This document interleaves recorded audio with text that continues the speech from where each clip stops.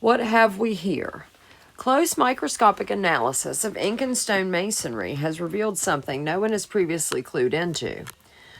On normally worked masonry, the repeated hammering and chipping of the rock to gain smooth surfaces will show microscopic fracturing, even if polished afterwards, like a signature. The method of crafting the stone can be determined with close inspection. But hammering and chiseling the stonework is not the case for Saskahumann's stony exterior. The surfaces of the stones actually look more like ceramic glaze. Research finally showed that the surface exactly resembled something called thermal disaggregation was likely used on the rocks, something theoretically possible by focusing the sun's light and heat on tiny spots of rock. It's theorized that large parabolic gold mirrors were used to obtain this finished surface. Well, true, the Incans did have some gold parabolic dishes when discovered and ransacked by the conquistadors, but why the Incas would train for endless hours the focal point of the sun on the massive stone structures to achieve this sort of finish on the surface of the rock seems beyond reason. I find this hypothesis stretching it, as the sheer volume of masonry just makes this deduction somewhat unfathomable. I have to think the stone had this type of finish, not as a result of painstaking polishing of building rocks with the sun, but as a byproduct of whatever technology they used to create the shaped stones in the first place. However, this discovery once again shows the ancients were using technology we still do not yet fully grasp, or at the very least, have to use highly advanced technology to recreate. Rockabye Jello. I've long figured that the Cyclopean building sites of Saskahwaman and Ollantaytambo were not built with precision stone cutting methods, but they were using a form of technology that softened the rocks to make them fit like they do. Some have suggested that some plant might have been used to soften the rocks, and I suppose that's possible, but close examination of these sites, pictures, I didn't go there, and in particular Ollantaytambo, show they appear to have been softened from a point in front, then disengaged, leaving a telltale extrusion in front of most stones. Saskahwaman has the appearance of the rocks being retained in a form while they were softened. That extrusion point might be buried in the sides as they added rocks as they went, meaning one such rock on each building would display the extrusion point, but that's just a guess. I can't see a plant being used to get these particular results, as the amount of plant material, it seems, would be immense or prohibitive without the plant being still extant and well known. And wouldn't there be evidence of such a plant near the structures? I then read issue number 72 of Atlantis Rising magazine, and there appears to be a guy, John Hutchinson, who has stumbled on the technology that did this, but he is probably completely unaware that he has partly solved the riddle of how these Cyclopean sites were constructed. He not only has conquered gravity, as the article suggests, but he has somehow gotten various substances, mostly metals it seems, to turn soft when near what sounds like vibrational electromagnetic fields, thus loosening the material to flow at a molecular level. I've seen some of his videos, and he seems to have the technology that will cold melt metals of various kinds, and they droop over and encapsulate things like wood without the wood being burned from heat, because the metal was cold when it does this. So it just swallowed the wood and wraps itself around it as the metal seeps and oozes. I suspect he has loosened the binding of molecules electrically or magnetically on the atomic level so the metals can flow at room temperature. I'm sure with fine-tuning of his device, he could soften rock like he does metals to get the same results as seen at either of these two ancient building sites. The site suggests the rocks were in contact with the technological device, so the Hutchinson's device would have to take this into account. Obviously, with this technology used on building sites, you could make buildings virtually earthquake-proof. Clearly, ordinary rock seems to exhibit an array of potential. Stone spheres apparently charged in a way to illuminate old cities, recording events, and even some exhibiting great superconductivity at low temperatures. Magnetic forces being still evident after thousands of years from the initial exposure to the force exerted on the stone suggests rocks can hold energy or charge, if one knows what to do, and potentially one could make lamps from this power source lasting maybe thousands of years. The Roman aqueduct of Nimes is a relatively recent accomplishment that is clear indication of advanced workmanship in the past. A water-carrying system that had to span 31 miles and descend 13.4 inches per kilometer over streams and through hills. Only sophisticated surveying techniques, which supposedly were not developed until the 19th century, could have accomplished this. One famous section is still standing, and it's the height of 16 stories. I'm led to believe we were not able to get above 5 stories safely until the late 19th century or the early 20th. The gorge this section spans is known for ferocious winds, and many other structures built over this same gorge have been washed away. It's amazing this structure still stands, as such winds and earthquakes over time would have knocked something this big down. Studies show this to be extremely well engineered, even to taking the wind into consideration. This is truly one of the most beautiful ancient structures still standing after 2,000 years. A drainage system in Knossos, Crete is still working after 4,000 years. Try and get your city hall to get systems to stay in working order that long. Also, 75% of Iran's water is supplied by aqueducts built 3,000 years ago. In the book of Ecclesiastes 1, 9 and 10, and chapter 3, 15, it says basically there is nothing new under the sun, and that which is has already been, and that what is to be has already been. Simply put, there is nothing new. What is and is to be has already been, but when? It must mean before the flood. Genetics in the past, agricultural feats, which lead to medical feats. Corn is called a biological monstrosity because it has no way of spreading its seed. We have to physically remove the kernels from the cob and plant them. It is not a natural plant. The origin of corn is still a mystery. Some suggest it originated in America, yet there was corn in Egypt that Jacob's sons went to get.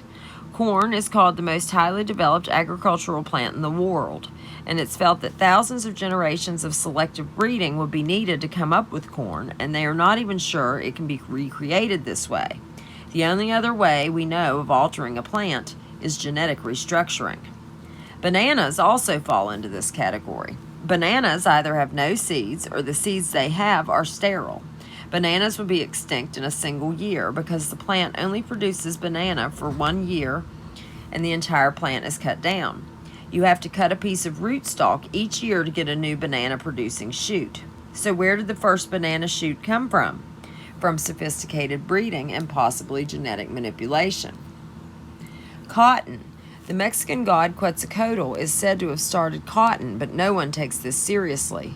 Oddly, he is also attributed with providing cotton of colored fibers, such as blue, brown, and gray, yet we only know how to make white and have no idea how to make other colors. Yet it has been firmly established that they did grow cotton in these other colors. Colored cotton plants are now extinct. These plants only grew during Quetzalcoatl's reign. Obviously a pretty volatile plant to go extinct as soon as this fellow left, suggesting it needed constant attendance to keep it extant. Corn is also connected with Quetzalcoatl, as it drew higher during his time as well. Wheat, barley, spelt, millet, and rye come from the wild grasses and are traced back to the Near East, specifically to the Sumerians. It is believed thousands of generations were needed to come up with the grains as they are now, yet no evidence of ongoing breeding exists. This part of the world kept creating new grains, fruits, and vegetables like some kind of genetic botanical laboratory. In Iraq, there was a cave found, which was a burial place for Neanderthal man, but buried with them were grains already fully developed. These were not developed by some primitive caveman. Look, Thag, me squish grass with buttercup and make banana. A sophisticated plant came from sophisticated men using sophisticated technology, not from so-called Neanderthals. That, or Neanderthals, were not the primitives we considered them to be. Spelt is a real mystery because it is definitely the result of mixing genes from several different plants. It is a man-made concoction, so there must have been some genetic tinkering in the past. Even the very idea that they could alter and improve plants is a very original idea, attributed to Neanderthal men, cavemen, savages. Even to conceive of altering a plant speaks of high intellect and advanced civilization to know it could be done. Yet even the advanced Sumerians give credit to the gods that lived in the celestial abode lowered to earth from the 12th planet. Splice-o-matic. Being content to find the more obvious evidences of genetic tinkering in ancient times, I may have missed a large piece of the picture. Conventional beliefs of ancient breeding assumes Neolithic man 5 to 10,000 years ago, and now modified to 32,000 years ago, took wolf cubs and tamed and bred them to be the hundreds of tame breeds we have today. Similarly, hundreds and thousands of generations of grain breeding supposedly brought about the plants we eat today. But Stephen Robbins brings the picture into sharper focus. He notes in the last 5,000 years, no useful plants have been created by this method. I ask, why wouldn't this legacy continue if it was obviously so successful? Answers: de-evolution and the gods left. Even deliberate attempts by Russians on transforming wild rye since 1837 into domestic rye are even to this day a work in progress. He notes the more wild versions of grain would have required doubling or quadrupling the number of chromosomes to come up with the domestic kinds we have today, going from 7 chromosomes to 42 for wheat and oats, and sugar, an 8-fold increase, peanuts by 4, and so on. No one assumes that Neolithic man knew anything about gene splicing, but domestication simply isn't going to come up with what we see today. He notes that in the case of many domesticated vegetables, we don't even have a known starting point, an ancestor plant. And the few we do know, the parent plant, would have been virtually useless to Neolithic man. Why would he spend countless generations experimenting and breeding when he has to eat today? Even the difference in the genes of wild creatures to those we've supposedly tamed have a genetic difference, not large, but on the order of 0.2%. But just this minimal difference on the genetic level means about 3 million chromosomal base pairs to adjust, and breeding just isn't going to change anything on the genetic level. Clearly, modern conceptions of how ancient man came up with tame dogs, cats, and edible grains needs revision. Even the lovely cheetah appears to be the result of advanced genetic work, as cheetahs are all genetically the same, which in modern-day examples of genetic similarity has only been seen in genetically altered lab rats and other such lab animals. He finished his article with the very plain statement fostered by Zecharia Sitchin in his book The 12th Planet. This thesis, as is well known, argues that historical record of the Sumerians explicitly states this to be the case. Humans, domesticated animals, and domesticated plants were the work of the gods in the house of fashioning thousands of years ago. By humans, I would interject that this would be worker class of monkeys and man-apes, possibly Yeti types, which might explain the Central African finds not too distant from Egypt, where worker apes were known to be common, and the half-man, half-animal types, as well as the various races and colors of people. Ancient medicine. When explorers reached the Great Lakes region, they found Indians that used 550 plants for food, smoking, dyes, drinks, and 83 other uses, including 275 of them for medicine. Studies show many of the plants they used for medicinal purposes were correct, and many of these plants were never identified. Early medical knowledge and traditions were still in practice in the Andes, and again, some of their source plants are still a mystery. People as far away as Greece sought Egyptian medicine, yet their knowledge did not evolve slowly, but started right off with all the knowledge. Even today, some of our medicine comes from Egyptian origins. They had over 700 medicines, and these medicines were used all across the Mediterranean. Eventually, Egyptian medicine disintegrated to a bunch of mumbo-jumbo, hexes and curses that sound like a bad movie, suggesting further that man can degrade and decline over time, even when encompassed in a civilized setting. I would even dare to say that in some ways we are declining even as we advance. As we coddle kids in school, making it easier for them to learn, trying not to hurt non-achievers' feelings, we destroy the incentives for the achievers, and they learn even less. Now we even have gender/racial quotas, which often means we accept people with inferior abilities to meet these quotas, further degrading the quality or services, products, and other aspects of society. Ancient India cured many ailments we still cannot cure today. Scholarships have been awarded to study ancient Indian manuscripts in hopes of rediscovering some of these medicinal cures they had. Ancient Mexicans filled cavities. Crowns so well glued they were found still in place, as were the fillings compared to today's, which often come out.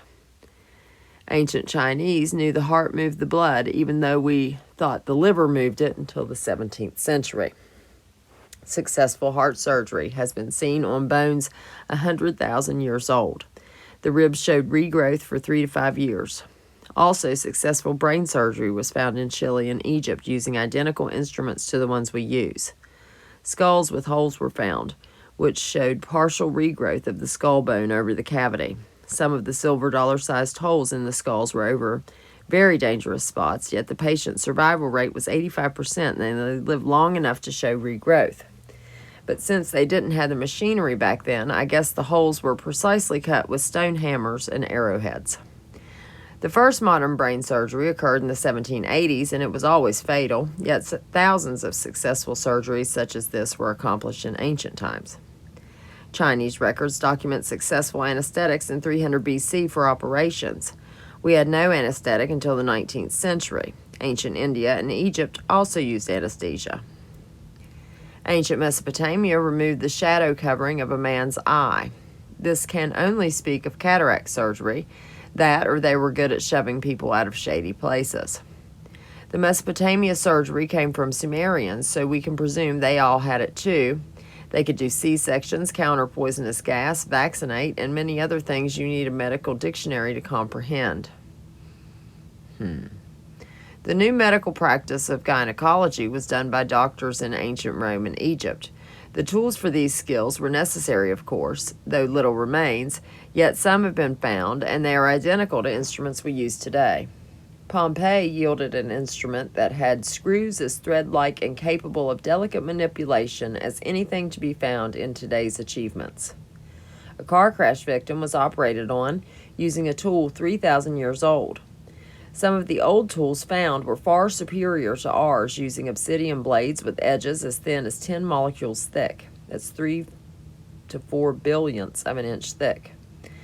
Some, like Carillion photography, may have existed in ancient history, or something like Carillion photography may have existed in ancient history, as the 741 acupuncture spots used by the Chinese are visible in Carillion photography. X-ray appears to have existed back then.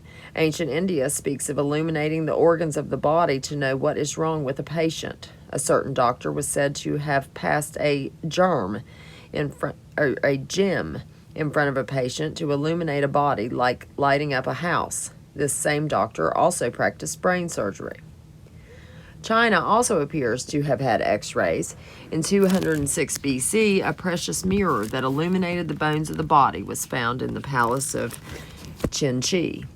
One of these mirrors may still exist. A sun queen, Amaterasu, sent her grandson to Earth to rule the land of Japan, and he brought 3 items with him. One was a mysterious metal mirror. The ancient Japanese obtained these items and revere them highly, and they are wrapped in many protective layers and are never looked at, but they still exist. Whatever these items are, they date to at least 4 generations before the first Japanese monarch, 660 BC. I suppose any piece of a machine with a shiny reflective face could be referred to as a magic mirror, and magic mirror references are plentiful in ancient history. Now for the good stuff. Previously, we dealt with things we understand, but further descriptions exist that sound like science fiction.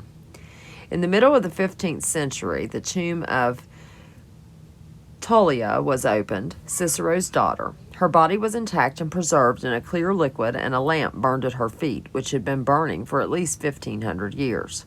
A cat submersed in a cryogenic fluid for a short term of an hour was revived successfully. Could this fluid have been similar? The ancients were fanatically concerned with preserving soft tissue. This fanaticism is even alluded to in the Bible, where they were worried about corruption of the flesh. The Egyptians and other cultures spent long periods in mummification to ensure flesh would not rot. In April of 1485, the body of a young woman was found with her sarcophagus. She was immersed in a dark ointment which preserved the girl perfectly. Her tomb was also lit with a lamp. When the ointment was removed, she looked lifelike with red lips, dark hair, and a shapely figure. Only the chief of the 3 tribes of Amazon Indians are allowed to speak of ancient traditions and stories. This is one of them. There is a room, and the walls of that room emit a mysterious light. In the middle of that room are 4 blocks of transparent stone. Inside them are 4 people, 3 men and a woman. They are sleeping. They have 6 fingers and 6 toes, and they are lying in a fluid that covers them up to the chest. Is this out of a sci-fi movie or what? Yet this is an ancient story handed down for thousands of years. The ancients were deathly afraid of their bodies being decomposed and were aware of how to preserve it. They believed that they could only enter the realm of Osiris if their body remained intact. The Egyptians were certain that besides the soul, there was another part of man that could rise again, and that preservation of the body was imperative to ensure eternal life. Without this belief, mummification would be meaningless. Skin cells of large portions of mummies still remain completely intact. Another source shows them to be so intact that they were capable of living. How can a cell live again? What's even wilder is that although this was realized long ago, and these references where I found them were usually in the 60s and 70s, the authors did not appear to be aware of cloning. We can only surmise that with the ancients' fanaticism of preservation and their knowledge, they knew something about cloning. In fact, they must have known a lot. When you read the ancient stuff with the idea that they likely knew, it becomes abundantly clear that they must have cloned successfully. The legend of Osiris, who was cut into 14 pieces by Set and scattered along the Nile or sent to people, quickly shows evidence of cloning. According to sources, Osiris is in every culture with different names. Though my minimalist look at ancient history is poor, I do have a sense that some of the people thought to be Osiris, maybe other people are gods, and I think further looks into this are worth spending time researching, particularly in light of the theories that are being presented in this work. In the Bible, Osiris is called Nimrod, the hunter of men's souls, as some translate it. Yet he was lamented over greatly. Isis gathered up the pieces. Isis, with Anubis, restored Osiris to life. How? It would have been impossible to stitch him back together. Here's where it gets real wild. She was said to have conceived without conception. Careful, this is not the same as the Mary who bore Jesus. The mother and child are adored throughout the world, and they have been found in places where Christian teaching was never brought. She is also referred to as the Queen of Heaven, not to be worshipped. What's even wilder is that the son she bore was said to be the exact image of Osiris. This convinced people that Osiris had been born again. Again, not to be confused with the biblical born again. As I understand it, to clone, one puts a cell of the donor inside an eggshell of a woman, and indeed, when placed back in the womb, is conception without knowing a man. This was so convincing that virtually every culture in the world seems to have some reference to this incident, and this has to be the origin of the belief in reincarnation. They would have had the technology to have snapshots or memory to remember the original Osiris, and lived long enough to compare the original Osiris with the new one, and they may even have photographs to compare with. Anyway, whatever occurred was very convincing. The Book of the Dead also consolidates this. Horus and Ra, other names for Osiris, are called the twin gods, or having a ka, or duplicate. Why there was a virgin birth before Mary.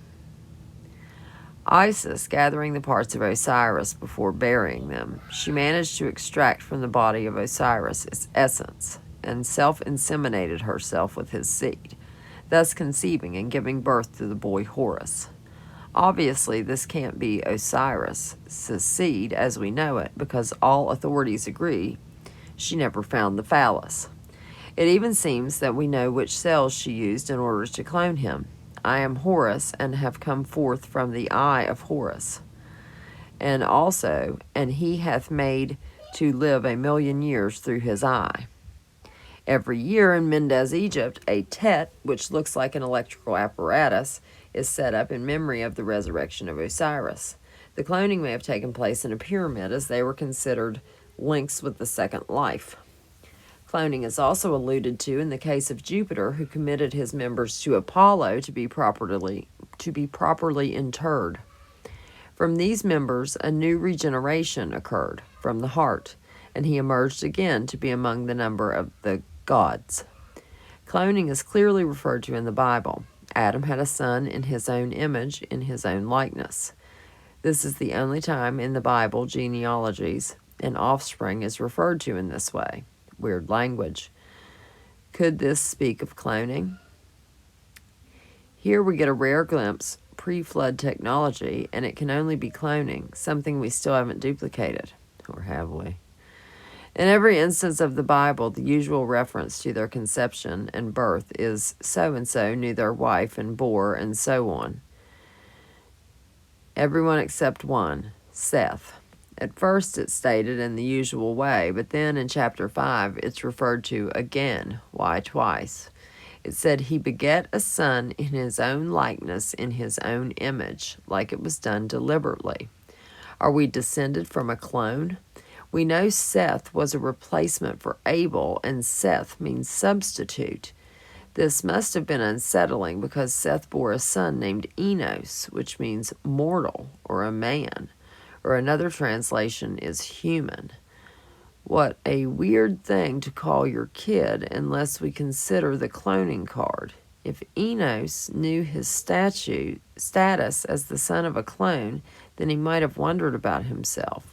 But every time he was called by name, hey man, his humanness was reaffirmed.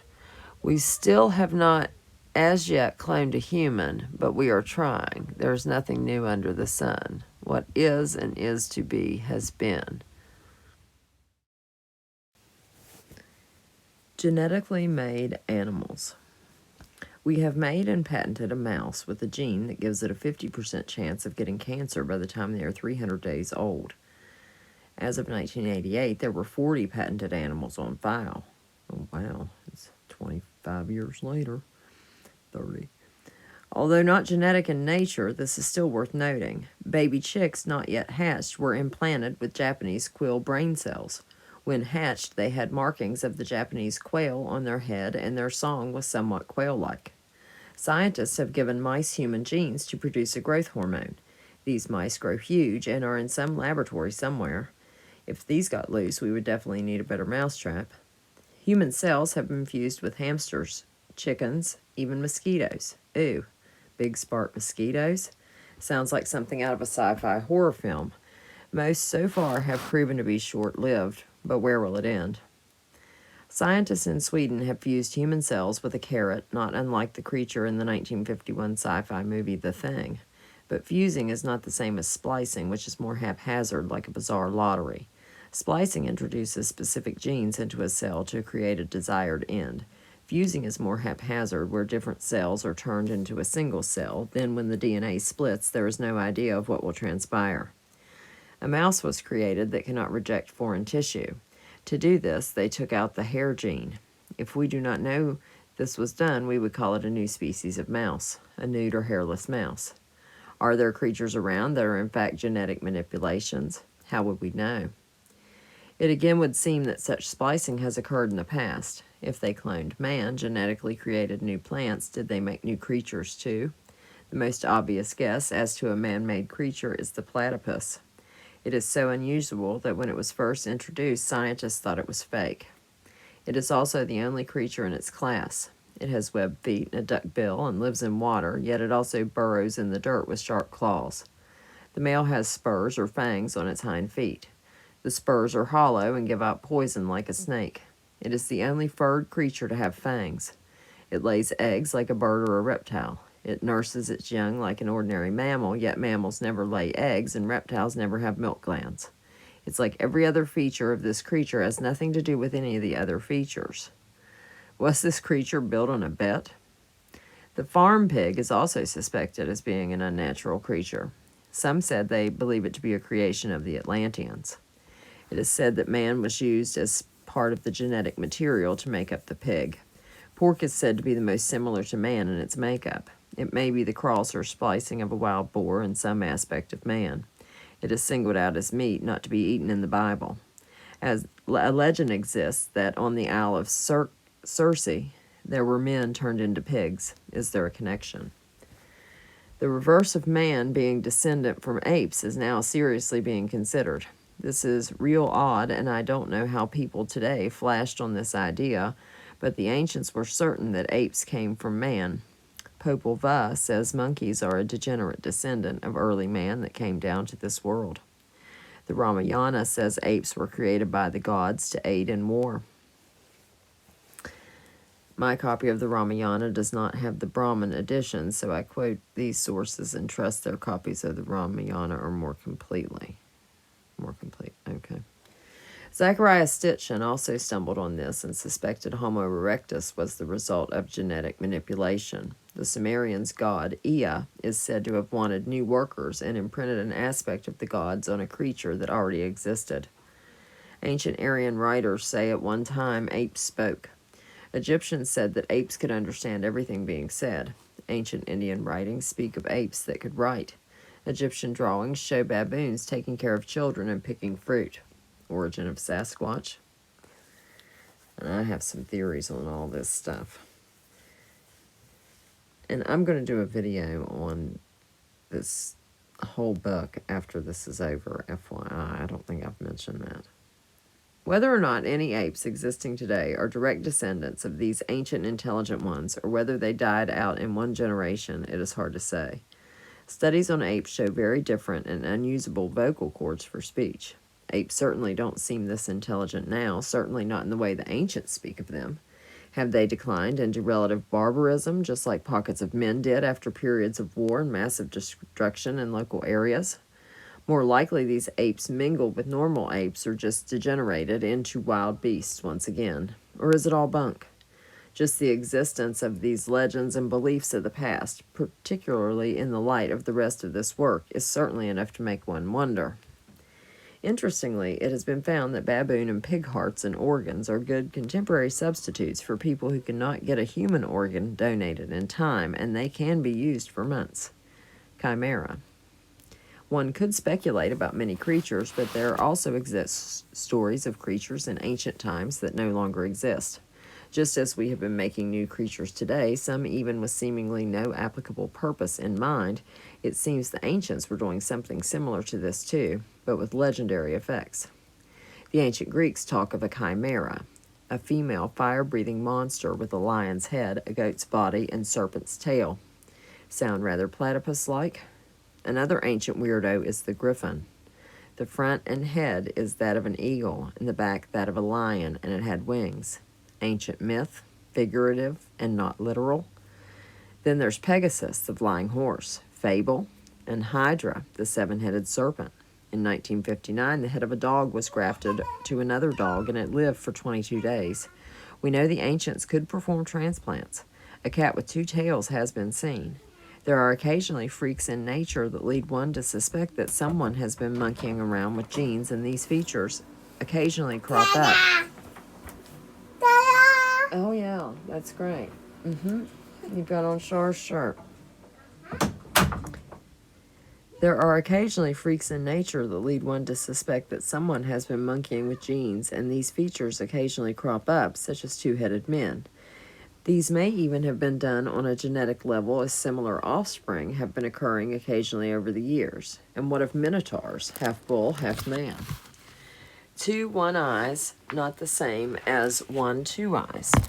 What about Homer's Odyssey and that mythical man, the Cyclops? Was that fiction? I'm not so sure.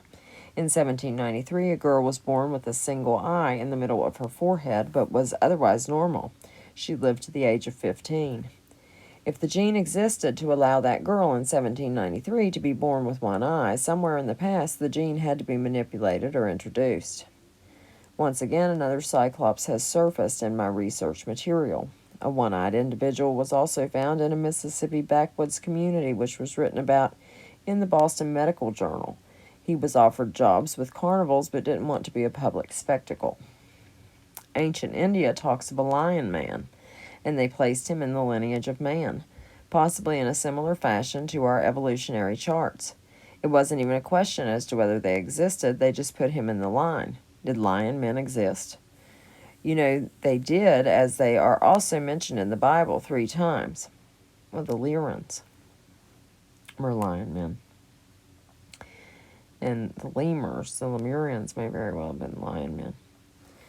Egypt credits lion gods as living in the underworld. The Sphinx also pits lion and man features together. Why? Is it reflective of the zodiac, or is there some other reason? In an Egyptian tomb thought to be that of King Udimu, there was found a skeleton of completely unknown animal. There are many half-man, half-beast in ancient myths. Larkies, half women, half birds. Pan, half man, half horse. Half man, half goat, which is traced to the Sumerians. Half woman, half snake. Mermaids, half woman, half fish. Anubis, half man, half dog. Men with horse feet. Bulls with the heads of men. Horses with dog heads. Horse fronts and fish rears. Men with 2 or 4 wings and 2 heads, male and female. It appears that in their attempt to come up with a primitive worker, many weird creatures came into existence in the interim. No bladder control, no organs, infertile, diseased eyes, sick livers, and so on. Some of these genes seem to still exist and surface from time to time in the general population. Mithter and the Mytheth. Heracles, after coming from a place beyond the Pillars of Hercules, Atlantis, during the time it was still above water, came to a place called Scythia, and while looking for his horses, which had gotten loose while he slept, came to a cave with a woman that was snake from the butt down. To get his horse, he made a bargain with the woman, and had 3 sons by her. She must have been desperate to keep the horse that long, that or Heracles wasn't looking too hard. Anyway, this fair maiden quite likely was a result of a genetically altered offspring. Interestingly, this is the same Heracles that rowed a boat around the continent of Africa. Oddly, some bizarre creatures turn up in more modern times, yet our technology isn't good enough in the times these creatures turn up to explain them. Are these misfit births that get discovered that somehow escape nature's tendency to eat them? Some single example of new species turning up like evolution suggests? Or is someone else making these creatures? In the 1700s, legends of a loup-garou, wolfman, persist. In 1883 Australia, a headless pig-like creature surfaced that had an appendage similar to a lobster tail. In 1878, an incredibly frightening creature was obtained and led through London.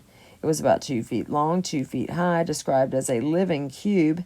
It had hair like wire, it had a head and tails like a boar, but its eyes were said to be satanic. It had no abdomen, and its hind feet were unusually close to its front feet. It was so disturbing it caused a panic and accidents, and the owner was told to get rid of it in no uncertain terms. It had been originally found in the Pyrenees in southern France. In 1951, in Ramsgate, Kent, a hedgehog-like creature was found, which had the tail of a rat and the head of a cat. In 1954, a Reverend Joseph Overs found a 2.5-foot-long creature that looked like a fish with staring eyes and a big mouth. What made the creature so weird was that it had 2 perfect feet, each with 5 pink toes. Ever heard of the New Jersey Devil, which the hockey team is named after? It is a horse-headed creature that flies and has a devil-like tail, and they insist it is there and is often heard with its chilling scream. Some say this creature is a hoax. Is it? Or has some creature somehow survived a weird birth, or is someone letting these oddball creatures get into our world? Quetzalcoatl's full name is Viracocha Takyakachik, which means creator of world things. Credited with the creation of corn and colored cotton, he is also credited with creating a race of giants, and some giant skeletons have been found. When these giant remains are found, they either declared a hoax or quickly covered up. Apparently, we can't have giants, confirming the biblical reference to giants, and it also tends to suggest that giants are a better race of man, which would tend to confirm the idea that we are declining. Sounds familiar somehow. Giants are usually considered either abnormal or equated with features of the gods. Often ancient histories speak of giants in the past, and graves in America have revealed giants, or certainly men of incredible stature. The ancients appear to have also come up with dwarves in more than one sort. In 1938, Chinese archaeologists discovered graves in the mountain caves of Bain Karaula in the Sino-Tibetan border district. These were small human skeletons, but with distinctly larger skulls. By the drawings on the cave walls, they appear to have come from the stars. There is a corroborating Chinese saga about the same Bain Karaulu region, which tells of spindly yellow beings that came down from the clouds and were shunned and killed by the Dropos because of their ugliness. Were these little men, about 5'3", a tribe of odd dwarves, men from the stars, or genetic achievements, or all three? Could these be genetic men for the purpose of working on the surface, so that made them didn't have to work in the hostile environment now existing on the surface? Sounds similar to some UFO sightings. Did any of these creatures exist? Some of these may have been allegorical, but it seems many believe they existed and were made by the gods. Although through time oddball creatures pop up, it seems there was a time when their existence was better known, similar to the first test tube baby's fame. They likely would have been extremely rare, likely one of a kind, and thus very difficult to substantiate with any sort of fossil evidence. But one fossil proof would certainly substantiate much. In October 1876, a news agency of Mexico City announced an amazing find. The skeleton of a most unusual being had been found that might possibly be the remains of an extraterrestrial creature. Over 70 years before, UFOs were all the rage. The skeleton was never seen before or since. The skeleton had a spinal column and shoulder bone and the beginning of arms. It had a dog-like head with small eye sockets, yet only a bit of a snout. Precursor to Anubis. One gets the idea that the ancients were trying to create a servant sort of man-like creatures with many failures, some of which were very belligerent and dangerous, and the possible successes being the orangutan or similar beings like Lion Man. It may even have been a thing one could order, a child with unusual things like leopard spots. Why tattoo when you could have the real thing? Why wear leopard skins if you could put a little tiger in your tank? Colors for people in different races. I asked my dad once where different races come from, and he didn't know. I asked who would know, and he said no one knows. That just amazed me. Wow, what a mystery to solve. I was 12 or so.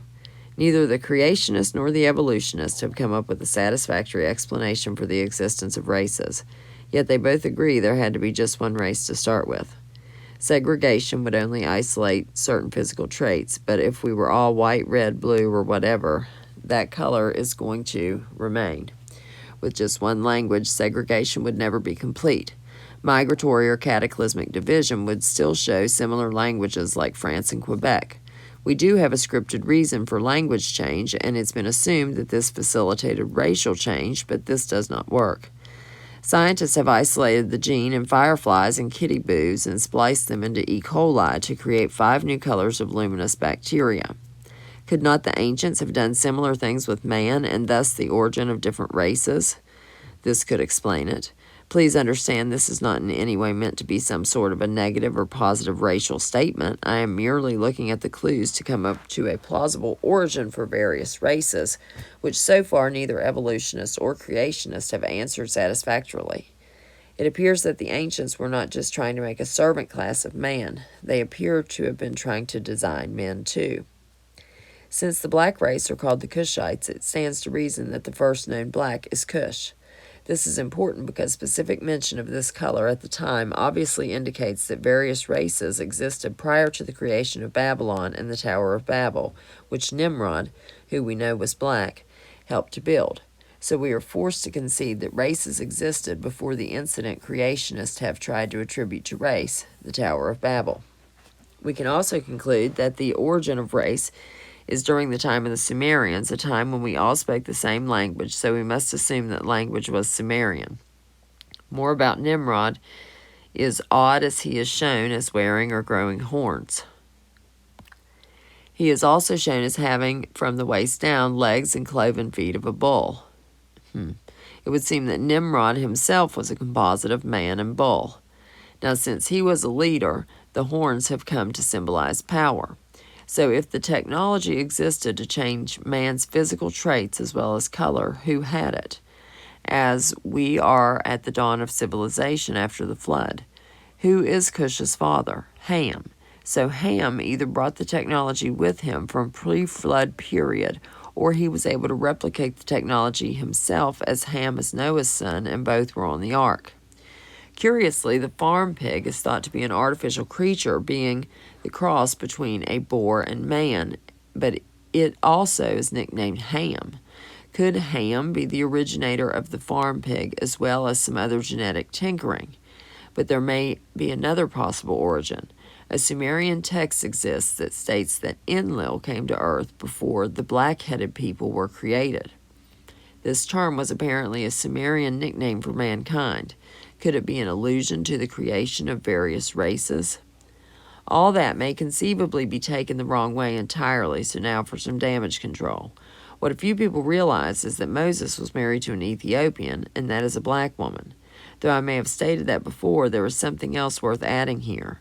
When God got furious with Israel for soon abandoning the God who brought them out of Egypt and turning to idolatry, God was going to wipe out the Israelites and make people of promise out of Moses and his family. I find the real irony in this, with the treatment of the blacks in the 19th century by slave owners often considered justified, even on religious grounds, yet here we see the black race very nearly became fully half-partner in the promises given to Abraham, the very father of faith to which some of these religious people supposedly clung to. Even further on, we see that King David was a great-grandson of Ruth, a Moabite woman. This is real interesting because the Moabites were cursed and not allowed to enter the temple of God. Deuteronomy 23:3. Here, what was originally a cursed people have become part of the most important lineage in the Bible. If God was not concerned about race, then why should we be? Also, for the people who don't like to take orders from people of other races, consider how Moses took advice from his father-in-law, Jethro. Another legend shows that, well, how do we know Moses was white? Another legend shows that Viracocha, possibly another name of Quetzalcoatl, could indicate the gender of a human before it was born and even chose which it was supposed to be. Another ability credited to him is sculpting in stone designs of all the nations he intended to create. It would seem that race is a product of technology and nothing else. But it does not seem that Enlil and Viracocha are the same or came at the same time, but Enlil came in Ham's lifetime, and Viracocha seems to have come when the decline of man was already visible and evident. Ancient Nazcan, Peru pottery shows people of white, yellow, brown, copper, black, and shades in between. What's odd is at the time of their discovery, these colors of people were not represented on the continent. Colors get even odder. In Egypt, Ammon and Shu were blue, Thoth, the moon god, was light blue and green, and Osiris was green. Something's wrong in my sources, which say Osiris is Nimrod, who was black. Plato says that the people of Atlantis had skin color different from everyone else, and the scholars that take Plato seriously tend to think their skin color was blue. Plato used Egyptian sources where it said that Atlanteans visited North Africa in ancient times. It is said Egypt was ruled by gods in the beginning. Blue-blooded and royal blue are ancient terms which refers to rulers and royalty, which is odd because royalty is supposed to wear purple. The Picts and other European and African tribes that bordered the Atlantic Ocean used to dye their skin blue to resemble the sons of Atlas. Blue blood is also meant as a cross of Indian and white in South America, and the Peruvians had white gods. Oddly, people in the high altitudes do have a bluish tinge, possibly from less oxygen. Some have read into the ancient stories clues that suggest that the ancients were helped by UFOs with blue skin that came from a doomed planet. Well, if this is the case, I say that doomed planet was either the Earth pre-flood or from the asteroid belt before it became the asteroid belt. The crediting of these gods as being extraterrestrial may be sensationalism or an inability to explain things in light of things accomplished by the ancients. The persistence of these legends tend to suggest there was more to them than fable. Guatemala, Mexico, Colombia, Peru, and Bolivia have legends of non-human races of blue men which had pointy or flat heads. Well, you and I know that does not mean they were inhuman, but only displaying features differing from the general populace. They are said to be the first race which date before the flood. It is also said that these blue people had all the knowledge and were the same people whom we referred to before as having studied the 4 points of the horizon, the 4 quarters of the heavens, and the round surfaces of the earth. Another color attributed to the Atlanteans is reddish. Well, why not? Red, blue, green, gray, what difference does it make? If they ever existed, they've all disappeared, so how do you prove they existed other than in old legends, or have they all disappeared? A red man showed himself to Napoleon during his years as leader of France while he was in Egypt. This red man apparently knew him as a schoolboy, but did not reveal himself to him. Others saw this red man, and he warned Napoleon if he did not make peace, it would all be over for him. In 1491, Fascius Cardan, mathematicians Jerome Cardan's father, was visited by 7 men who appeared to be 30 years old but said they were 40. The one in command had dark red skin.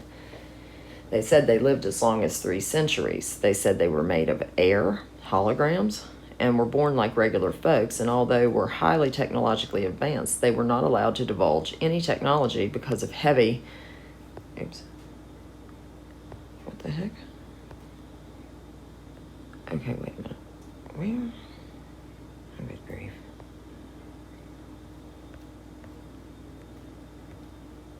Because of heavy penalties. They said that God did not make the world to last eternally, but was created at each instant, and in an instant, and the world could cease to be. This red man appeared to be very red, whereas the North American Indian, commonly referred to as red man, is really only brown. Where are these red people coming from? It is said that a little gray man counseled King Charles the 12th of Sweden. He was also urged to make peace, but ignored the advice and died in one of his campaigns in 1718. In the 12th century, and again in 1887, 2 children were found with emerald green skin. The skin was scrutinized and the color did not rub off. Both the boys died soon after discovery. One of the girls lived 5 more years, the other married. Eventually, the green skin faded. Sunshine was no doubt the culprit, and they eventually appeared Caucasian. Interesting. The 1887 kids said that an earthquake and a terrible noise occurred that lifted them up and put them in the cave from which they were seen to wander out of. In 1953, 2 tall blue people, supposedly from Venus, were met by the members of the press, paper not mentioned. To prove their origins, one dug a groove in a hard desk with his fingernail. The next day, they did the same thing to a steel bar a half-inch deep. To do this feat, 1,800 pounds per square inch is needed. 1,800 pounds of pressure per square inch is needed. Later, the steel was analyzed and there were found 14 elements in the groove that were not there before. It seems as though the Venus story was a cover, as they had mentioned the heat of the desert, and Venus is known to be about 800 degrees and with an atmospheric pressure from 85 to 100 times that of the Earth. So if it was hot in the desert to them, they sure as heck weren't from Venus. People viewing UFOs have seen occupants with white, reddish, gray, and blue skin, though occasionally some have seen UFO pilots wearing spacesuits. All varieties of humanoids seen in UFOs have been seen without suits, as though they were at home in Earth atmospheres. In Chapter 9, we'll make some sense of all these UFOs and this material. So what was the first original color of man? The name Adam means to be made or dyed red or rosy. By other accounts, it means red earth. This red is probably the red of a ruby, garnet, or some other gem. This is oddly corroborated by a witch doctor from South Africa in possession of ancient knowledge which broke his vow of secrecy. His published story sounds familiar. He said the first people knew all about radioactivity, robots, and space travel, and their skin was red. Well, we certainly are not red now, although some red blotchiness and high blood pressure can make for more red appearances of some. Caucasians do have a reddish-orange tinge, I suppose, but this is due to blood color, though some people can be so pale as to appear white. The red spoken of, though, seems to refer to a more deep, rich red. Curiously, this race of very red men seems to have disappeared from off the face of the earth. Could it be that none of us are from the original race? If some think maybe these red people from before the flood are now pinker or white, remember the green children. When prolonged exposure occurred, the green tint faded and the girl appeared like a normal Caucasian. Flight in the past. This is one of those things I was looking for in the first place. Is there any evidence that confirms the theory that Adam's race flew or went into space? Several sources speak of ancient model aircraft found in Egypt, Colombia, and other places.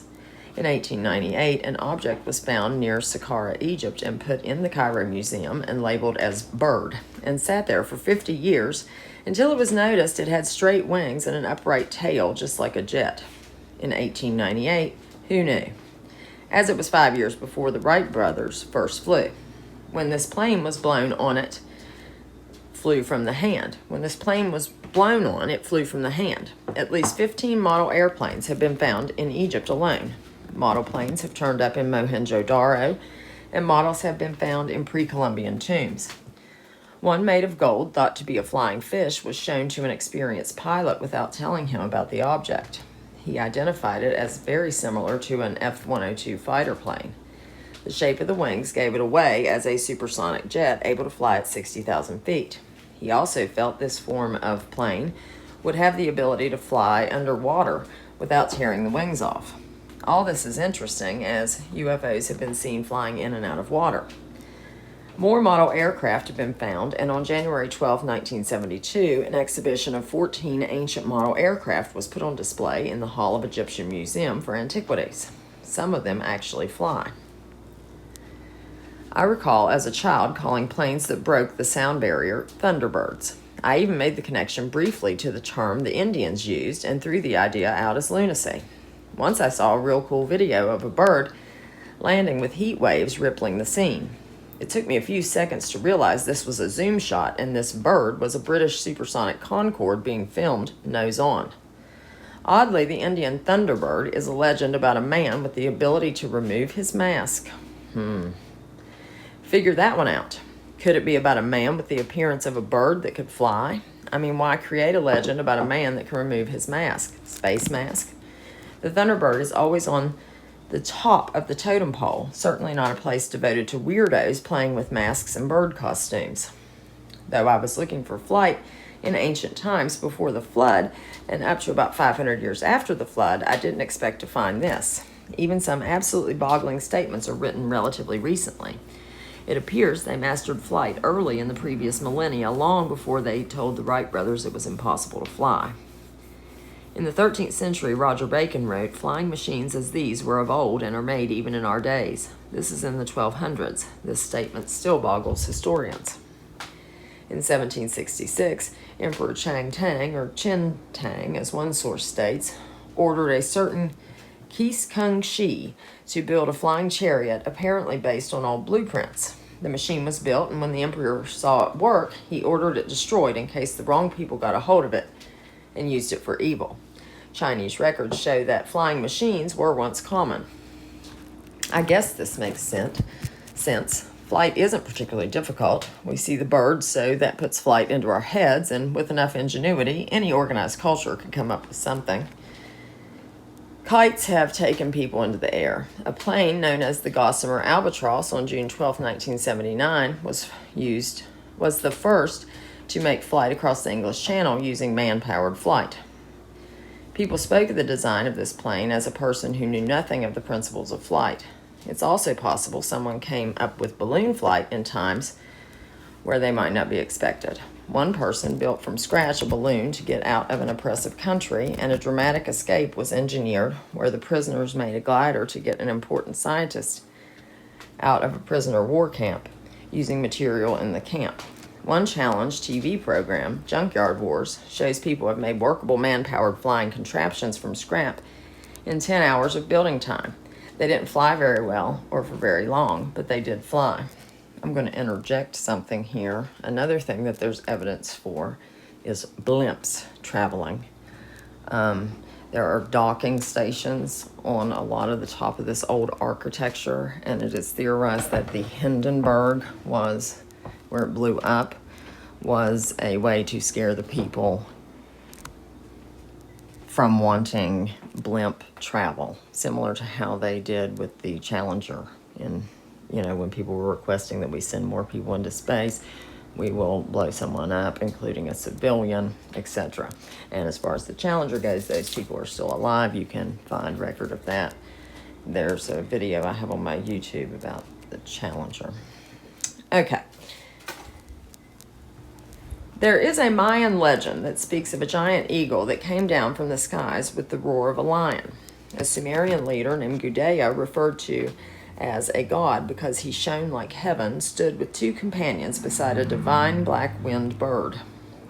Ancient Indian, American, and Mediterranean countries speak of firebirds, and Easter Island has birdmen in their prehistory.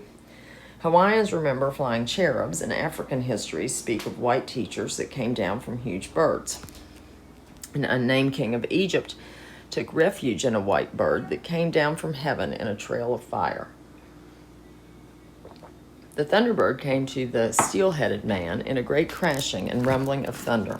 African Dogon myths speak of a few men that when they climbed down from heaven, that the great sea rolled like thunder and was set in motion, and the mountains and hills groaned aloud. An Indian legend speaks of an ape that was king of the apes who could pilot a flying vehicle, which when it took off from mountains, the tops of cliffs break and the mountains shake. Giant trees lose their branches, and a shower of wood and leaves fall to the ground, and the birds and animals flee to their hiding places. Quoting the Ramayana, I did not come across this in my copy of the Ramayana, which is missing the Brahmin editions. This is very clear since they are specifically saying birds fled to their hiding places. They are not confusing birds with flying vehicles. Eskimos speak of the first men who were much bigger, who could fly in their magic houses. They made so much noise, a powerful man complained about the noise as they flew through the air that he stopped them from ever doing so again, and the magic houses lost their ability to fly. Sounds like the laws passed to make cars quiet with good mufflers and planes not allowed to fly low with their sonic booms. I missed that sound, it was cool. Even the Hopis weigh in. There was one woman who was becoming known throughout the world for her wickedness in corrupting so many people. Could this be Semiramis, Isis, and other names attributed to her? The Bo clan, they begin to use their creative power in another evil and destructive way. Perhaps this was caused by that wicked woman, but some of them made a patwuvota, shield made with hide, and their creative power made it fly through the air. On this, many of the people flew where they came from. Soon, the people of many cities and countries were making patwuvotas and flying them to attack one another. Well, that sounds like a flying carpet. The Epic of Gilgamesh speaks of Enki that was seized by the sun god with mighty wings and claws. The effect was that he felt heavy as a boulder. This could be multiple G-forces. You don't experience that on a horse, but with fast acceleration. The ancient Sumerian lord of Ur of Chaldees had a sacred boat of heaven. Contrary to anthropologists who insist that North American Indians and Eskimos came from across the Bering Strait, the Eskimos say they were brought to the north in great iron birds. If they wanted to know where the Eskimos came from, why didn't they just ask them? Has anybody bothered to tell them? Seems kind of clear to me, but give them a break. I mean, if I heard this firsthand, I might roll my eyes and say, sure, O'Dark. But when one realizes virtually every ancient civilization on Earth speaks of flight in the past, even the Sumerians, which aren't here to try and impress us with the most colorful history, then one has to stop and consider that maybe there is something to this. Ancient Indian texts credit the ancient Greeks, Yavanas, with the ability to make aerial chariots and wanted the Greeks to make them one, as they had the know-how, but said they wouldn't make one because they wanted to keep the secret to themselves. The ancient Greeks, who were requested to make one, had no idea how to build them and had not even seen one, although they were aware of their existence and knew the artisans who made them guarded the secret, even under torture. Ancient descriptions of a flying chariot sounds familiar, but it's weird. It looked like a, quote, clay roll as high as 2 men and the same width, round, egg-shaped. The Mahabharata speaks of an aerial chariot with the sides of iron and clad with wings. Actually, in modern India, it's common knowledge that their ancestors had flight thousands of years ago. Ancient Indian texts were translated long before flight, and the translators thought the writers were loonies. The writings also contained references to bullets of iron, which the translators thought were inserted later to make it appear that Indians had them first. Actually, for some time, Indian scientists have been studying the ancient texts to rediscover lost secrets of spaceflight. These ancient texts speak of vimanas, which could go through the air, on land, and underwater. They could go anywhere, from land to land, and even globe to globe. They were very durable, could not break, be cut, or catch fire, and they could remain motionless. That's no big deal, or is it referring to hovering, anti-gravity? They could also become invisible. We seem to think impossible because we can't do this yet. Remember, nothing new under the sun. We'll discuss how this is possible later in Chapter 9. They could hear talking and noises in an enemy craft and could determine the direction of another craft's approach. They could cause the pilot of another craft to become unconscious, and special clothing had to be worn by the pilots, space suits. The crafts were made of 14 or 16 different metals, and pilots' training included takeoff, forced landing, and collisions with birds. Yeah, real birds. Once again, the distinction. Even the power source is described as best they could. It had a mercury engine, that is, an iron heating unit that had the ability to derive power from mercury, which set a driving whirlwind in motion. This is not at all far-fetched. Sounds like levitation. In 1959, Paris Space Congress, there was talk of an ion mercurial engine, and in 1966, there were plans to launch a satellite with a mercury solar furnace. In the caves of Turkestan and in the Gobi Desert were found spherical glass or porcelain objects with a cone, and inside was a drop of mercury. Related.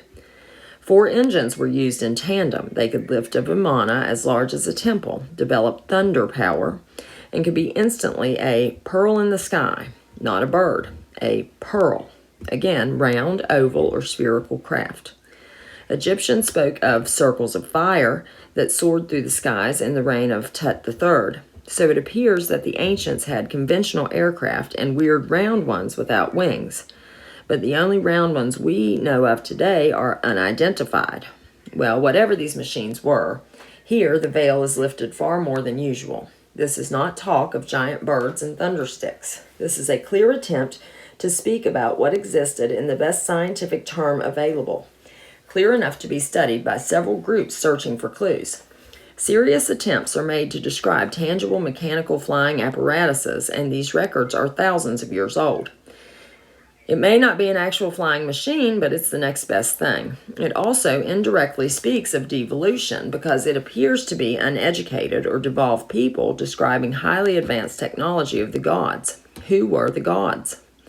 The Chinese have also been searching ancient documents to see what scientific knowledge they can glean from their pages, which is usually written in disguised terminology because such knowledge was purposely kept secret by those that held and controlled the knowledge. The Egyptian god Horus flew in a winged disc that shone in many colors. Archaeologists and ancient historians constantly confuse Horus as the sun, but the Book of the Dead speaks of Horus who dwelleth in his divine disc. Hathor also dwelleth in a spacious disc, yet no one suggests Hathor is the sun. The disc is not the sun, as there are references to the disc representing the sun, one of which was seen around 400 AD in the temple of Serapis, rising of its own accord. The disc of Ra is also measured. It is 7 cubits, and the pupil is 3 cubits, or about 16.58 feet, and the pupil being about 6¼ feet. They flew with the speed of wind and with a melodious sound. They were golden discs which were kept aloft by means of sound vibrations at a certain pitch by continuous hammer blows. So was Horus the sun, or a machine that looked like the sun because it glowed and was in the sky? Now we have disc-shaped flying craft too. That shape sounds familiar. The Ramayana describes a flaming chariot that shone like flame in the night sky. It swept by like a comet, and it was as if two suns were shining because it rose up and all the heavens were brightened. We can see why the confusion of Horus being the sun, but just what were they describing? Actually, tablets exist which show two suns in the sky. A rock painting shows 4 discs in the sky, but only one is clearly the sun, and a football-shaped thing is shown lifting on a cloud of smoke. Also shown is a man in a bizarre diving suit with antennae.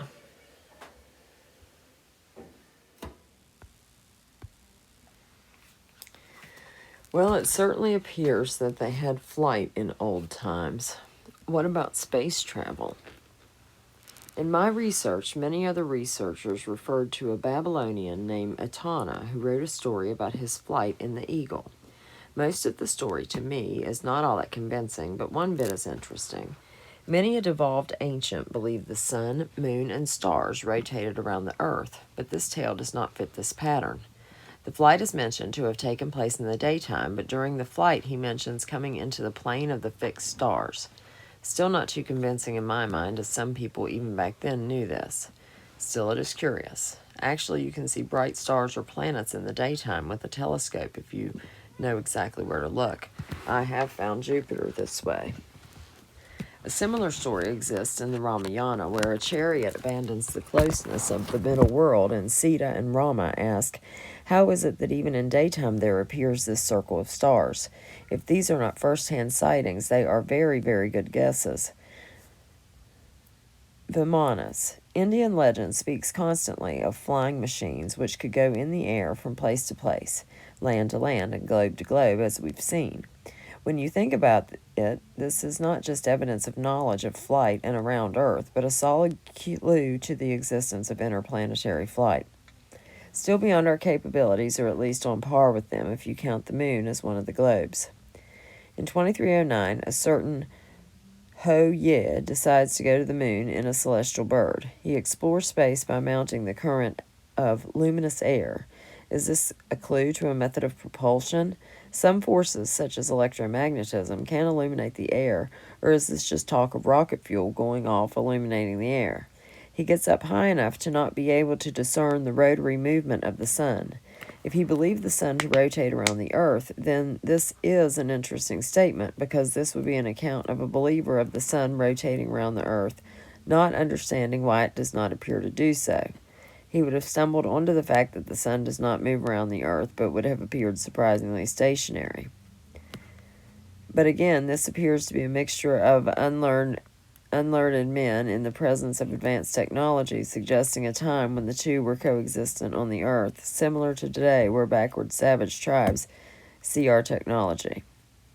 The India Surya speaks of the earth as a sphere, where above and beneath were relative, and everyone on earth thinks of their position on the earth as the uppermost part. But since the earth is a globe, in the ether, what is the upper part and what is the under part of it?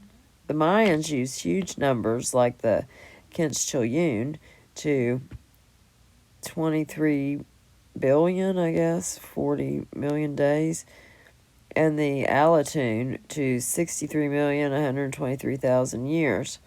These appear to be astronomical figures and not debt payments or grains of wheat in their silos. Actually, many suggest the use of such large numbers suggests the Earth is really this old, but we ourselves use similarly large numbers, but we shall see the Earth is a whole lot younger than we are led to believe. Anyone can trace a planet backwards in time, well, anyone well-versed in gravitational mathematics anyway, for however many years you want to. It doesn't mean the planets actually existed that far back. In a text dating to the 2nd century, which was originally considered for inclusion in the Bible, but may have been rejected because authorship was uncertain. It's not certain if the Abraham the text refers to is even the same Abraham referred to in the Bible. It speaks of a voyage that this Abraham took up into a large construct which was fixed on the firmament. Inside, he wanted to fall downwards on the earth. The lofty place on which we stood now stands upright, now turns itself downward. This sounds an awful lot like being inside a spacecraft of a spherical shape of some sort, rotating high somewhere above the earth to create artificial gravity with the earth still in sight. Twice in 1962 and in 1931, man-made metal objects fell from the sky and disappeared into museums or the government holds, who knows where. The Brazilian Kayapo Indians have a very strange festival. A man is dressed up in a woven human-shaped basket, and he is completely enclosed, even his head. Just looking at the man brings thoughts of robots or a deep-sea diver, which may be close because the suit is supposed to represent visitors from the cosmos. If, however, this was a human cosmonaut, one wonders why he would have been wearing the suit. Almost unbelievably, one of the carvings at Angkor Wat is of an astronaut. I would have thought the space gear would have been completely different from what we use, but it is so similar to the ones we used on the moon that if you didn't know Angkor Wat was about 1,000 years old, you'd think they were using our 1970s astronauts for a model. See drawing 4. Oh, wow. Yeah. Wow. When the Sumerians went up in the boat of heaven, they had to put on and wear a 7-piece uniform for protection. A Sumerian ruler named Gudea wrote that he could tell that a shining man was a god by the helmet on his head. These helmets were often described as firmaments, similar to Ezekiel's vision. These were probably clear helmets with radiation and ultraviolet screening capabilities, and this may have something to do with why so many artists painted halos around heads. The Mayans speak of a giant eagle that came down, the beak opened, and 4 creatures came out that did not breathe the air we breathe. Oxygen tanks? 10, 9, 8. There's a carved lid or cover in Palenque, Mexico. A Russian space engineer and some scientists deduced the carved lid depicts an astronaut or cosmonaut housed or seated similar to our astronauts in a capsule with numerous controls within his reach, including antenna, space directional system, control panel, turbo compressor, refuel tanks, and turbine and combustion chamber. World of the Incredible but True, Charles Berlitz, page 18. Legends say a spaceship is buried beneath a landmark that is like a lion and yet like a man, but try and convince the Egyptian government to burrow under the Sphinx. I've not been able to find the source of this legend so far. All we know, it is just psychobabble hearsay. I have heard that one. I've read about that. The Sumerians built ziggurats that meant the house for descending from heaven, and they served as a stairway to heaven, and they looked to moon gods. But it's also entirely possible the moon gods came from a moon-shaped ship that landed on the ziggurats, or raised platforms. In 1725, in northern Tibet, there was a discovery of a 3-story pyramid built by star worshippers called Singnu. Nearby is a palace with thrones surrounded by images of the sun and moon. In 1952, some information about this pyramid was discovered. The lowest story of the pyramid meant the ancient land when men rose up to the stars. The middle floor meant the middle land when men came down from the stars. And the top floor means the new land, the world of distant stars. Many nations and tribes refer to themselves as being descendants of sky people or gods from the heavens. This at very least corroborates the biblical reference to men marrying angels, sons of God, in the pre-flood period. But these texts and ancestors are by and large post-flood in origin, as though after the flood people came down from the sky in what appears to be bright moon-shaped globes who seemingly existed before the flood. In Peru, legends state that people of the country were originally born out of gold, silver, or bronze eggs that floated down from the sky. There's that shape again. South Sea Islanders say they are descended from the gods of heaven who came down in a big gleaming egg. Many records and legends insist there were these gods that took human mates, and they are descendants of them. But one eventually has to ask the question, if these were extraterrestrials, then how could they mate with mankind? Simple, they were not extraterrestrial. Would they have wanted some scaly reptilian monster ruled over them? Not likely. They would have fought with them tooth and nail. There is no mention of these gods having weird features, only that they gave others these features, apparently through genetics. These weird chimerical creatures may possibly only be attributed to Ham, son of Noah. Not all these gods came from space. Quetzalcoatl was said to have come from and returned to the sea, and the Hopi Indians are said to have come from underground. Interesting. Preconceived ideas or biases means you miss the obvious.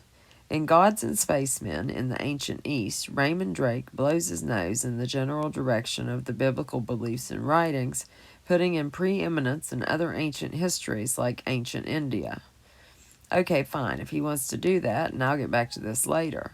But in his forcing the belief that man was evolved by a push from spacemen for page after page, he makes a statement that just had me shaking my head. If our own scientists of acknowledged genius by empirical studies are turning toward the cosmos and wonder if planetary radiations affect matter and man, both accretions of energy, then the initiates in ancient days who brought astrology to such mathematical and philosophical refinement must have developed a super science, enabling them to conquer space, control the elements, defy gravity, fly faster than light, to act as gods, as spacemen. So I ask the question, if man in ancient history could have done this, as Drake suggests, might have been done, why then does he have to assume any spacemen coming to Earth spoken of in legends couldn't be of earthly origin? If they reached this state after the flood, what on earth did they attain before the flood? Clearly, there are definite indications the men of the past had flight and even space travel. Did some pre-flood men still exist, caught in space at the time of the flood? But the flying vehicles that could get into space seem round, egg-shaped, or spherical. Well, I found flight in the past, but what bizarre methods of flight indeed. But if they were more advanced than us, then maybe they could make pigs fly for all we know.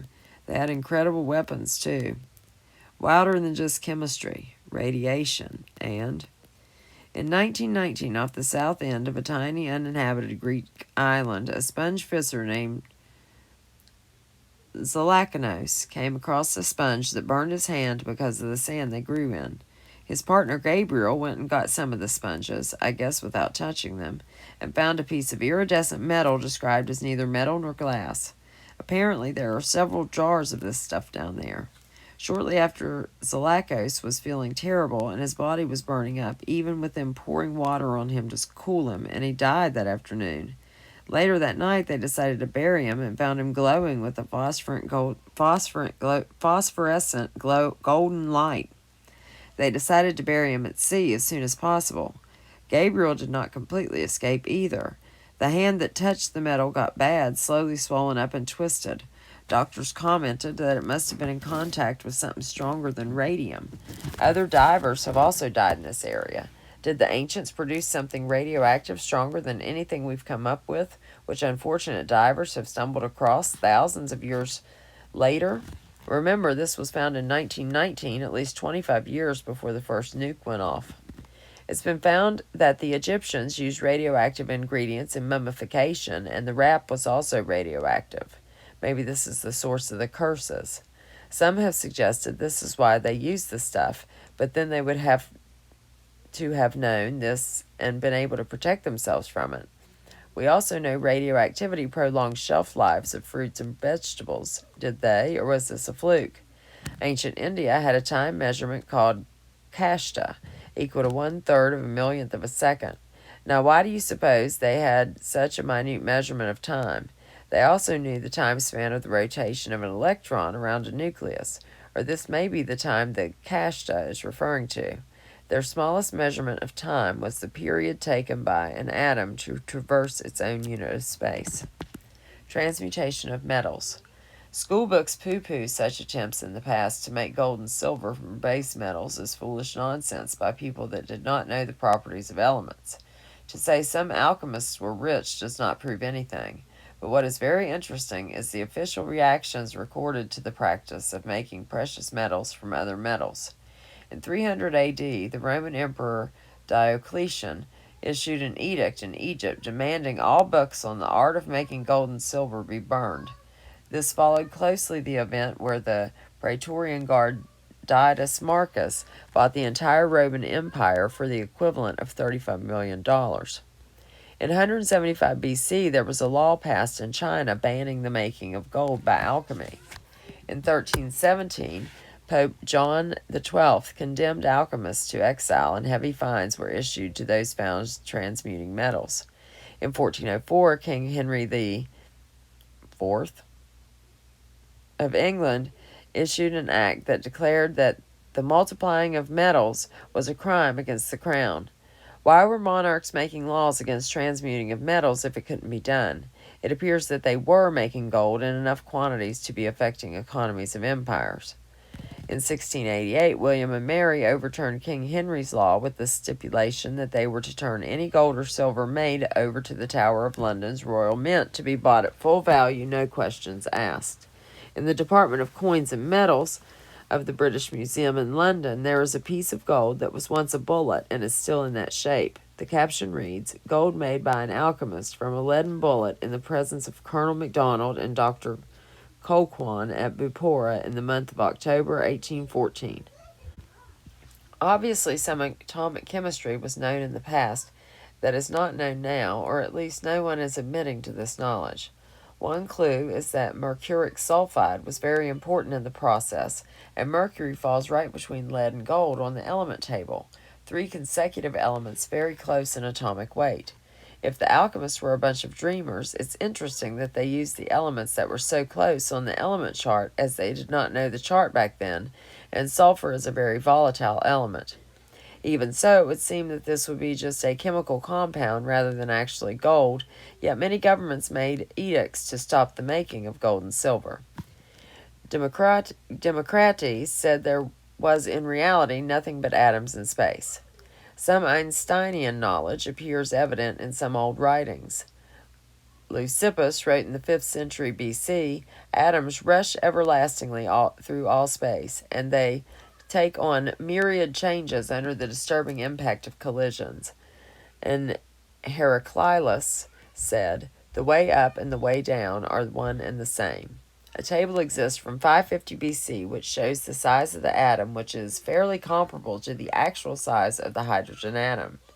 Nuclear war, written evidence. An ancient Babylonian text known as CTXVI 44-46 reads, "Isham to Mount Most Supreme set his course. The awesome 7 weapons without parallel trailed behind him. At the Mount Most Supreme the hero arrived. He raised his hand. The mount was smashed. In its forest not a tree stem was left standing. This shows some power or force was known to man, which was used to smash a mountain and level a forest." Other excerpts. "Even the crocodiles he made to wither. As with fire he scorched the animals, banned its grains to become a dust, who rained fire and stones upon the adversaries. He who scorches with fire and he of the evil wind together performed their evil. The 2 made the gods to flee, made them flee the scorching." These weapons were described as having a terrible brilliance which overwhelmed them. Indian texts, Ramayana, say the deserts, even though that's spelled deserts, say the deserts were caused as a result of destruction from terrible weapons of the gods. Is this the real explanation for for deserts? It appears the ancients did have nuclear weapons, so this explanation becomes plausible. Pieced together from a few sources, quoting the Mahabharata. Remember, this was translated in the 1880s. Kukra, flying in a vimana of great power, hurled at the triple city a single missile projectile charged with all the force of the universe. An incandescent column of smoke and flame as bright as 10,000 suns rose up in all its splendor. It was as if the elements had been unleashed, unfurled. The sun spun around in circles in the heavens. The world reeled, shuddered, in fever, scorched by the terrible incandescent heat of this weapon. Elephants burst into flames by the heat and ran to and fro in a trumpeting frenzy to seek protection from the terrible violence. The rivers boiled, and those that had dived into them perished miserably. Animals crumpled to the ground and died. The armies of the enemy were mown down when the raging of the elements reached them. The raging of the blaze made forests collapse in rows, toppled like 9 pins, as if in a forest fire. The elephants made fearful trumpeting and sank dead to the ground over a vast area. Horses and chariots were burned up, and the scene looked like the aftermath of a conflagration. Thousands of chariots and horses were destroyed, incinerated, and then a deep silence settled over the land and sea. The winds began to blow, and the earth grew bright. It was a terrible sight to see. The corpses of the fallen were so mutilated by the terrible heat that they looked other than human. Never before have we seen such a terrible, ghastly weapon. Never have we ever heard of such a ghastly weapon. It was an unknown weapon, an iron thunderbolt, a gigantic messenger of death that reduced to ashes the entire race of the Vrishnis and the Andakas. The corpses were so burned as to be unrecognizable. Their hair and nails fell out, pottery broke without any apparent cause, and the birds turned white. After a few hours, all foodstuffs were infected or became unwholesome. To escape this fire, the soldiers threw themselves in streams to wash themselves and all their equipment, bore away crowds of warriors with steeds and elephants and cars and weapons as if they were dry leaves of trees, borne away by the wind. Further description. A cloud rose after the explosion that formed into an expanding round circles like the opening of a giant parasol. Another explanation of the explosion after the egg broke in half. The upper half turned into a tree mushroom and rose high up into heaven. Again, this was written down from old legends hundreds of years ago and translated in the 1880s. Other ancient texts repeat the same descriptions of elephants and warriors falling down like trees in a raging fire. This weapon was called Brahma's rod. Wow, and it does. If you zoom out on Google Earth, it looks like if the Sahara Desert, it looks like it was just struck with a rod. And it goes all the way to like Russia. It was described as infinitely more powerful than Indra's bolt because it can smite whole countries and entire races from generation to generation. The Babylonians spoke against this weapon because the lands would make desolate. Even descriptions of the aftermath are equally vivid. Drought would afflict the land for 10 long years and kill unborn children in their mother's womb. A myth handed down by the Pangui of the Bantu people goes like this. The lightning lay packed in a special egg. The egg broke, and from its two halves came all visible things. The upper half turned into a tree mushroom. If this myth wasn't a bazillion years old, it could be used to describe a couple of cities in Japan at the end of World War II. It seems in the past many such weapons were being used.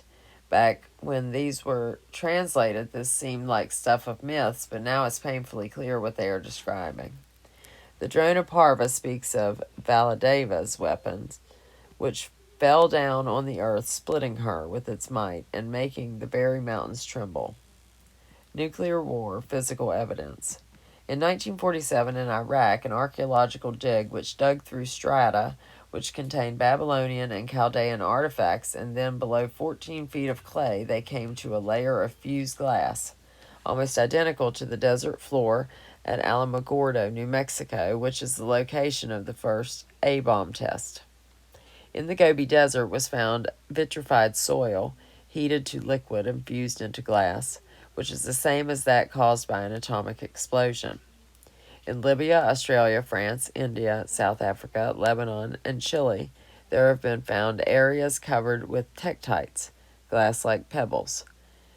These are not thought to be of volcanic or meteoric in origin because they contain radioactive isotopes, aluminum-26 and beryllium-10.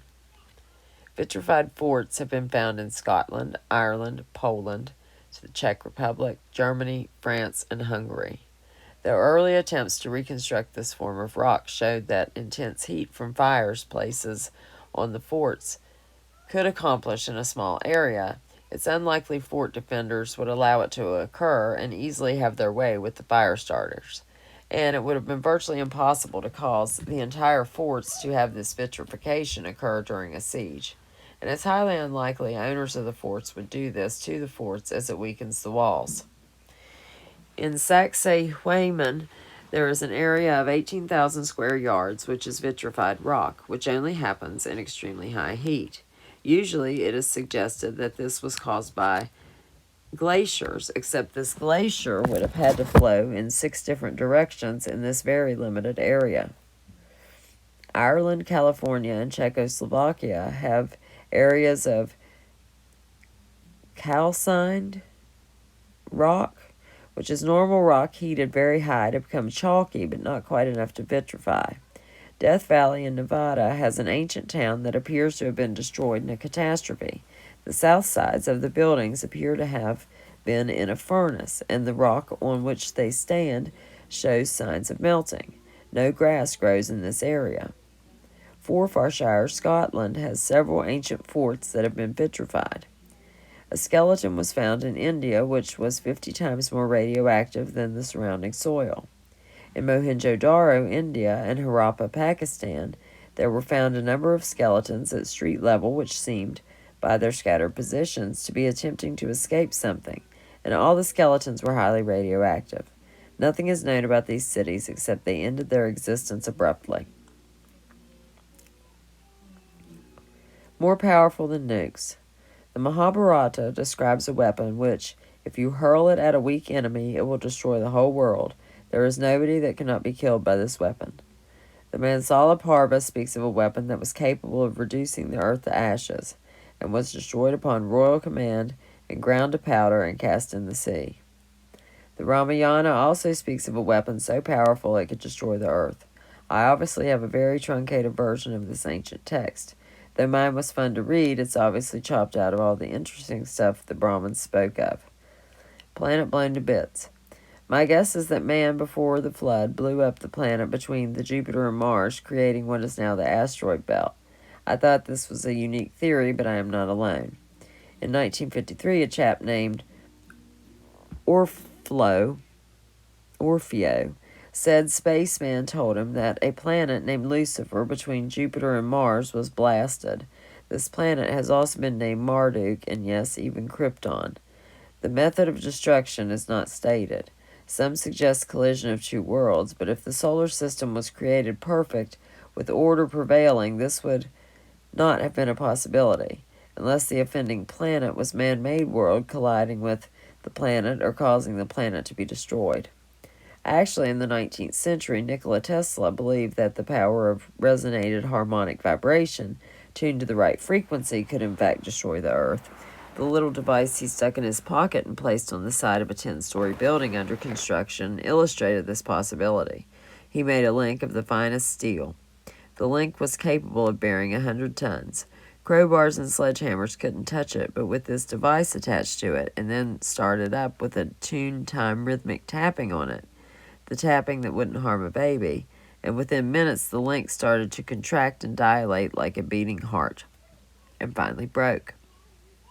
He had even come up with experiments that showed the Earth to have a periodicity of 1 hour and 49 minutes, and he believed this same power could destroy the Earth.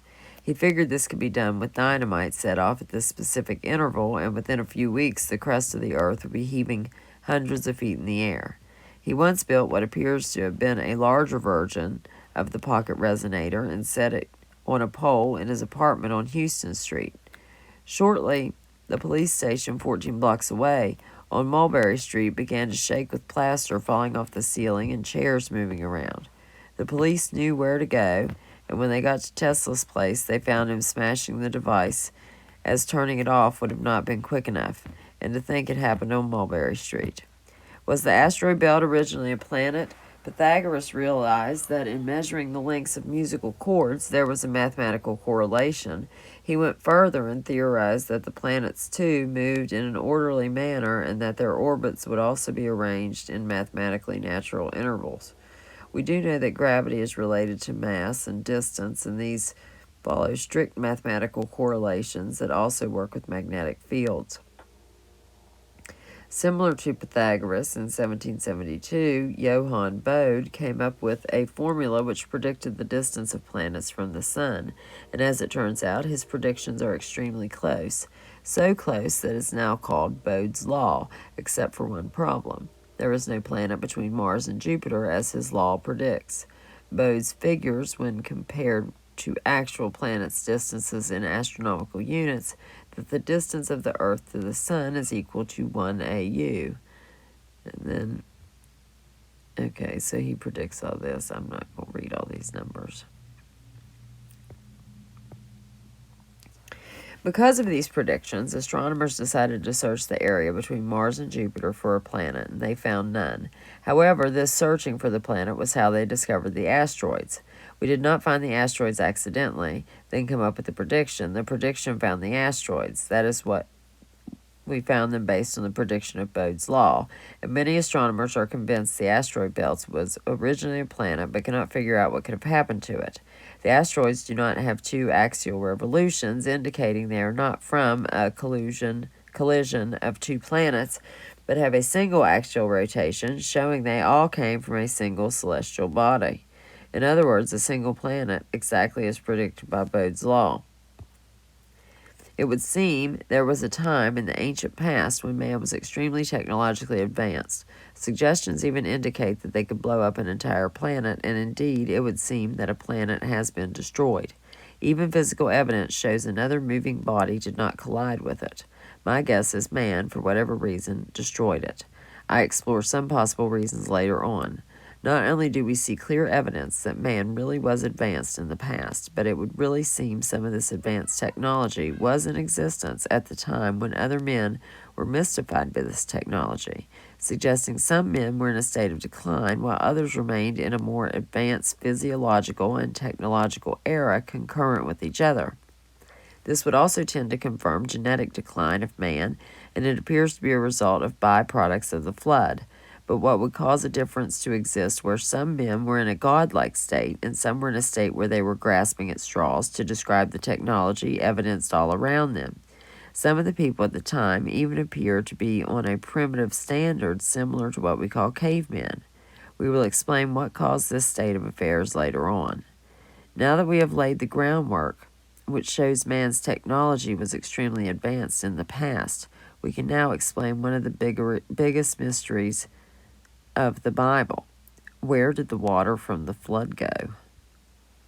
Okay, finally into that chapter. All right, so I will post the next chapter. Today is Sunday. I'll get this up tonight, and I will have the next chapter, at least half of it, up by Tuesday. Appreciate your support. Thanks for watching. I like this book so far. Have a good day.